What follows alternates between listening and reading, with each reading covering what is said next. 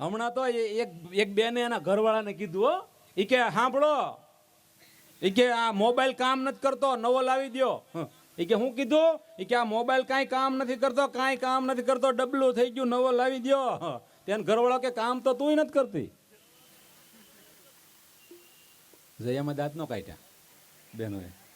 એ કે કામ તો તું નથી કરતી, કે તો હું બદલી નાખવાનું હોય કામ ન કરતા હોય તો. એટલે એ ઘરની હવેણ છે. હું આથી કરતો તો એક ભાઈ એના છોકરાને બાબા રામદેવ પાસે લઈ જાય. બાબા રામદેવ બહુ મજા આવે, યોગા કરે બહુ જોરદાર. આમ તમે જો ધાયનો સડી હોય એવી રીતે એવી રીતે યોગા કરતા હોય. તો એક ભાઈ એના છોકરાને બાબા રામદેવ પાસે લઈ જાય. બાબા આ મારો છોકરો નીકળો મોબાઈલમાં ગેમ જ રમ્યા કરે છે, ટીમ બનાવે છે, કઈ વધતું નથી.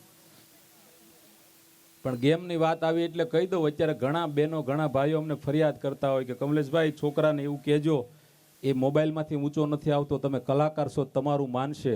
મિત્રો જી જી લઈ લઈશ.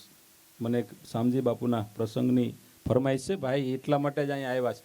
એ કે તમારો એ પ્રસંગ બાપુનો વિડીયો સાંભળ્યો તો હું આ દેહમાં જવાનો તો પણ એ સાંભળવા માટે આવ્યો. બસ આ કૃપા છે, આવી રીતે લોકો માણતા હોય ને સંતોની કૃપા છે સાહેબ, એટલે જ અમે જીવીએ છીએ. વાત કરતો હતો કે જો છોકરા અત્યારે બેનો ઘણા તમે એમ કહેતા હશો કે મોબાઈલ મૂકતો નથી, આ ઘર ઘરની કહાની છે. વાત સાચી છે મારી? છોકરા મોબાઈલ મૂકતા નથી ને ગેમ રમે. આમાં જેટલા તરુણ યુવાનો તરુણ હોય, નાના બાળકો હોય જે સમજદાર છે, મારી વાત સમજી શકે છે, એટલા બધાને કહું છું મિત્રો કે 2-5 રૂપિયા હાટું થઈ અને બે ફદિયાના અમુક કલાકારો જે પણ હોય એને સેલિબ્રિટી તો હું તો કહું એને કહેવાય જ નહીં કે એને 1 કરોડ 2 કરોડ રૂપિયા મળે એટલે તમને એવી એડવર્ટાઈઝ આપે છે કે આ ગેમ રમો ને કરોડપતિ થાવ. મારા વાલા, ગેમ રમે કરોડપતિ થવાતું હોય તો મારા ને તમારા માવતર ખેતીમાં હું કામ કાળી મજૂરી કરે? ભલા માણા રાતની ખેતીમાં હું કામ કાળી મજૂરી?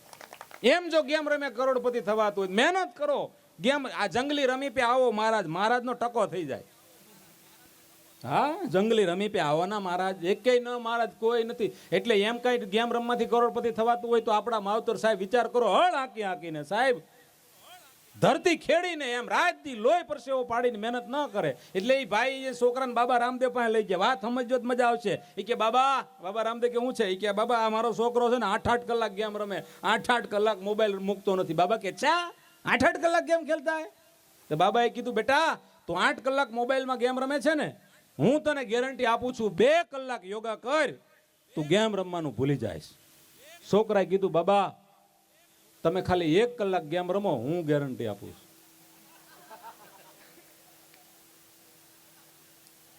તમે આ વળવાંગડા જેવું થવાનું બંધ કરીને તમે ગેમ રમવા મળે,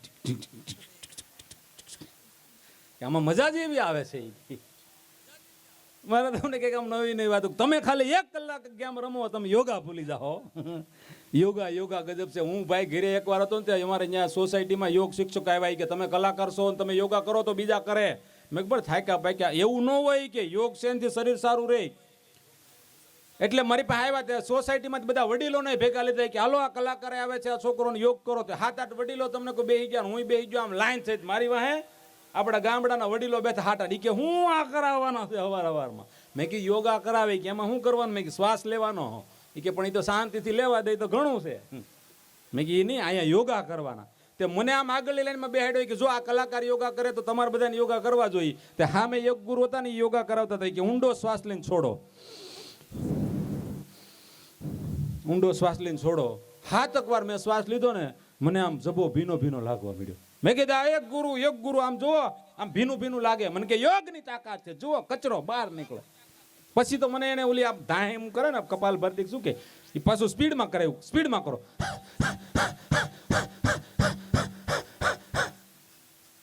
આવું ઘડીક કર્યું ને પછી તો મેં કીધું યોગ ગુરુ આ જભો ચોંટવા મળ્યો. મને કે જો કચરો બારો નીકળે. કચરો બારો નહીં, વાહે જોયું પછી મને ખબર પડે વાહે જે બાપા હતા ને એને કફ જૂનો.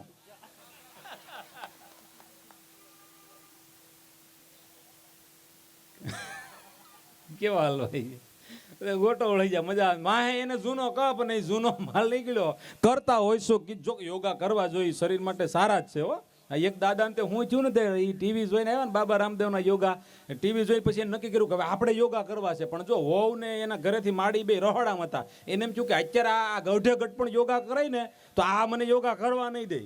તે બાબા રામદેવના યોગા જોયા ને પછી પ્રાણાયામ જોયા. યોગા નો કર્યા, પ્રાણાયામ કર્યા. પ્રાણાયામ વ્યાયામ એટલે કસરત આવે. તો માઇલપાથી ભોગળીઓ દઈ દીધો. ભોગળિયામાં અત્યારના છોકરાને ખબર ન પડે. માઇલપાથી ભોગળીઓ દઈ દીધો અને બાબા રામદેવ ઊંડા શ્વાસ લઈને યોગા કરાયો. પછી કીધું કે ભક્તજનો આપણે પ્રાણાયામ કર્યા, હવે આપણે વ્યાયામ કરવાના છે. વ્યાયામ એટલે શું? આજે પગની આંટીઓ ચડાવી. તે દાદાએ 92 માઇલપાલ બંધ કરી દીધું. રહોડામાં વહુ ને હાહુ બે, માડી ને વહુ બે રહોડામાં, અને દાદાએ માઇલપાથી ભોગળીઓ દઈ દીધો. પછી બાબા રામદેવે કીધું કે અપના દાહિના પેર હે અપને બાયા કંધે પે લગાય. તે દાદાએ બળ કર્યું, કપલીને દોંઢવાણી. પાકા ઘડે કાંઠા સડે નહીં. તે આ પગ હતો નહીં, બળ કડાકો છો પણ સડી ગયો. પછી બાબા રામદેવ કીધું કે અબ અપના દાહિના પેર હે ઓ બાયા કંધે પે લગાય. બાબાએ બીજી વાર બળ કર્યું, લે બે પગ સડી તો ગયા. વાહ તમારી સમજણ, હું રાજા નથી નગર 5 ગામડા આપી દઉં. દાદાને બે પગ સડી તો ગયા, પણ આમ ઓડે જેવા બે પગ સોંટ્યા અને વાંદરી પાનું જેમ કેમ હોય એમ થઈ ગયા. પછી દાદા અને એમાંય તકલીફ શું થઈ, લાઈટ ગઈ. લાઈટ ગઈ ને દાદા દોંઢવાણા. પછી દાદા ખાલી કરી શકે, બીજું કાંઈ ન થાય. એમાંય વહુ રહોડામાં ભળી ગઈ. બા માર દાદા માડી જોઈને દાદાનો હાટી સડે. ઈ કે સડવા દે, આખી જિંદગી અમને હાટીએ સડાવ્યા, રહેવા દે, ઓછો નથી બાપો. ઈ કે લે, ઈ કે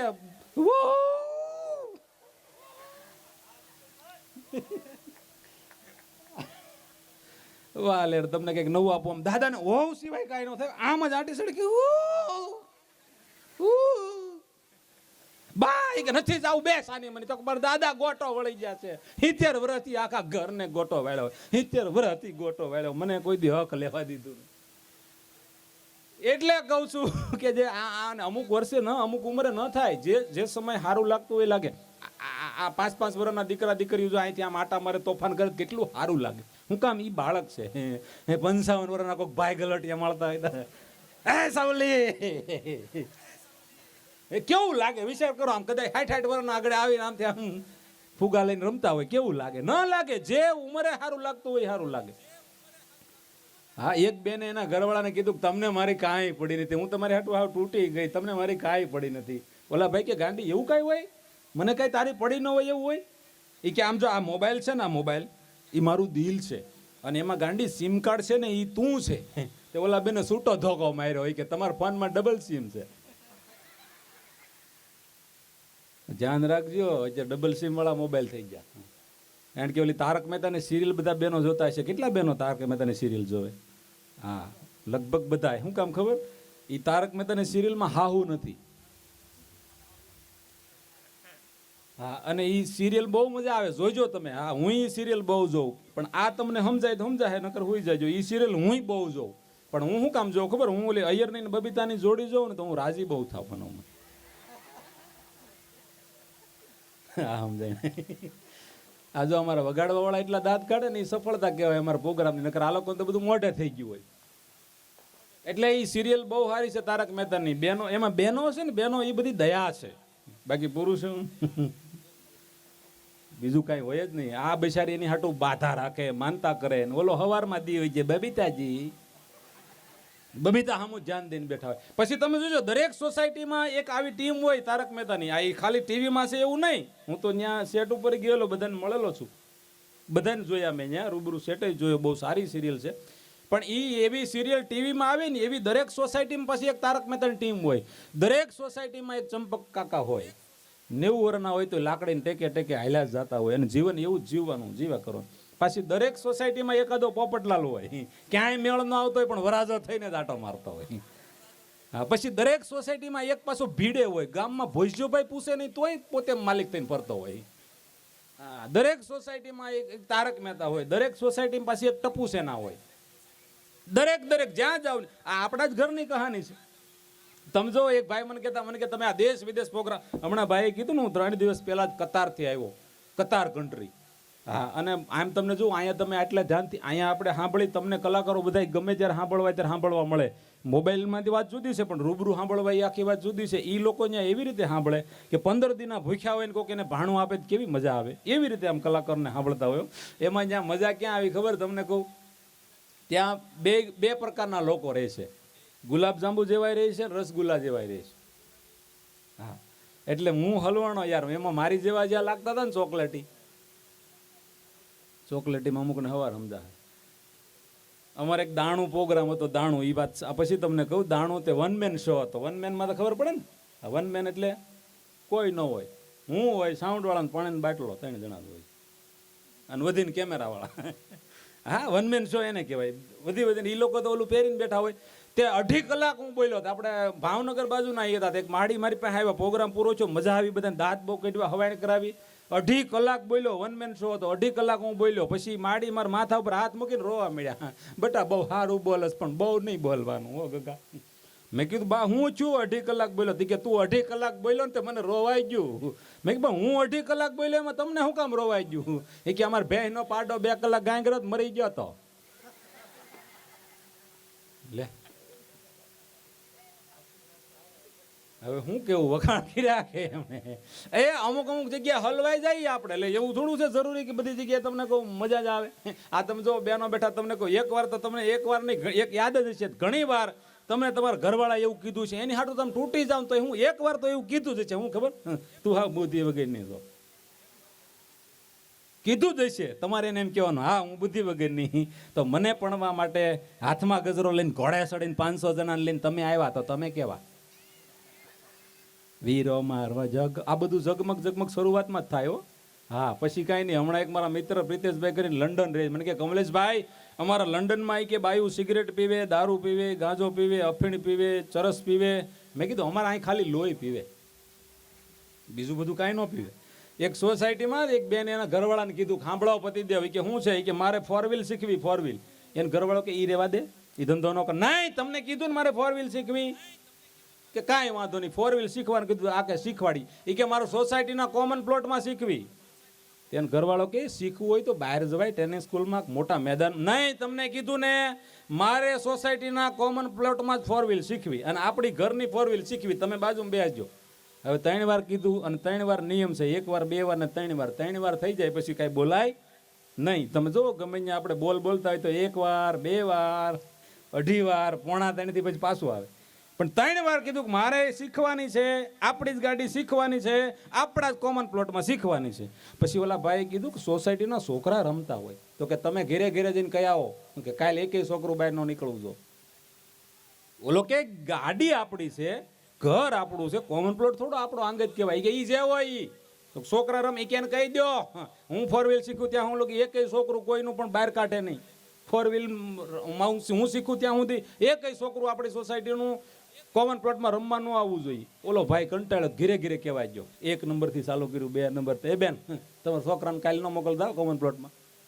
એ એક બેન કે એવું થોડું હોય કે અમારા છોકરાને તો બીજે ક્યાં મૂકવા જવા. એ કે મારી ઘરવાળીને 4 વ્હીલ શીખવી છે. એ કે તારી ઘરવાળીને 4 વ્હીલ શીખવી છે તો અમે અમારા છોકરાને ક્યાં બહાર રમવા મૂકવા જઈએ. એ કે મેં કીધું ને મારી ઘરવાળીને 4 વ્હીલ શીખવી, એક કઈનું છોકરું બહાર રમવા ન આવવું જોઈએ. તો એક બેન ભેગા થયા, 10-12 ને ભેગા કર્યા કે અમારા છોકરા કોમન પ્લોટમાં રમશે રમશે રમશે. તો ઓલો કે બીજી વાર રમતા જોવા છે. વાહ, સમજે બીજી વાર રમતા જોવા હોય તો ન મોકલતા. કે અમારું આનું કાંઈ નક્કી નહીં. એક જગ્યાએ તો કંઈક ડખો થયો એટલે પોલીસ વાળાને કોઈ ફોન કર્યો એટલે પોલીસ મિત્રો આવ્યા.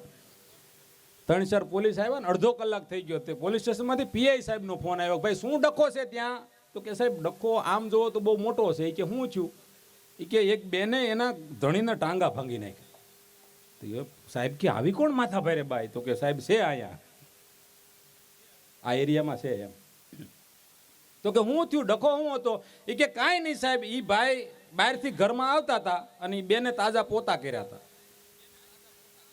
આ દેશનો પુરુષ કદાચ પાકિસ્તાન બોર્ડર ક્રોસ કરી શકે, પણ એની બાઈએ ઘરમાં પોતું કર્યું હોય અને એમાં પગ મૂકવો એ બહુ અઘરી બાબત છે. એ કે એના પત્નીએ પોતા કર્યા હતા, તાજા પોતા કર્યા હતા, અને આ ભાઈએ બેને ના પડેથી ઘડીક બહાર ઊભા રહેજો એટલે તાજા પોતા કર્યા હતા. અને આવડો મોજા હોતો અંદર આવ્યો એટલે પોતામાં ડાઘ પડ્યા, બેનનો મગજ બળિયો લઈને ઘરવાળાના ટાંગા ભાંગી નાખ્યા. પીઆઈ સાહેબ કે ઘરવાળાને હા હગા ધણીને ઢાળી દીધો. તો સાહેબ કે તમે હું વાટ જોઈને ઉભા છો? ઈ બેનને પકડી લ્યો, હાથ કડી પહેરાવીને લેતા આવો. સાહેબ કે વાટ જોવો ને પણ હજી પોતા ભીના છે. પોતાને ધણીને નળા ભાંગી નાખ્યા અમને હે નહીં રહેવા દે.